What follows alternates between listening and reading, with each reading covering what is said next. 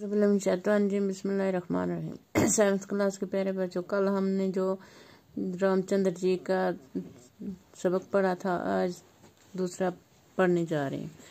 और रामचंद्र जी सीता और लक्ष्मण के साथ वनवास के दिन गुजार रहे थे। वहां लंका के राजा रावण की बहन स्वरूपनिका ने रामचंद्र जी को अपने दाम मोहब्बत में फंसाने की कोशिश की। उस पर खफा होकर रामचंद्र जी के भाई लक्ष्मण ने उसकी नाक काट ली। ये देखकर रावण को गुस्सा आया और वो भैंस बदलकर जंगल में रामचंद्र जी की कुटिया के पास पहुंचा। कुटिया झोंपड़ी को कहते हैं। फिर सीता को जब अकेला पाया तो वहां से उसको उठाकर लंका ले गया। जब राम और लक्ष्मण वापस कुटिया के पास पहुंचे तो उन्होंने सीता को कुटिया से गायब पाया। वो बहुत बेचैन हुए।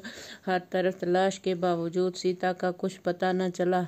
आखिर हनुमान जी के जरिए मालूम हुआ कि लंका का राजा रावण सीता को उठाकर लंका ले गया है। रामचंद्र जी अपने भाई लक्ष्मण और बंदरों के राजा सुग्रीव को लेकर लंका पहुंचे। वहां रावण के साथ खूनरेज जंग हुई। इस जंग में रावण को शिकस्त हुई और वो मारा गया। ये जंग हमें बदी पर नेकी की याद दिलाती है।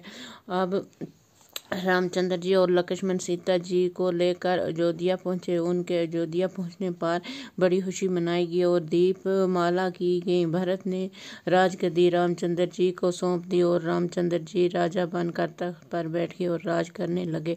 हमारे मुल्क के दो त्यौहार दशहरा और दीपावली रावण पर रामचंद्र जी की फतह और अयोध्या वापसी की याद में मनाए जाते हैं। बाकी बात।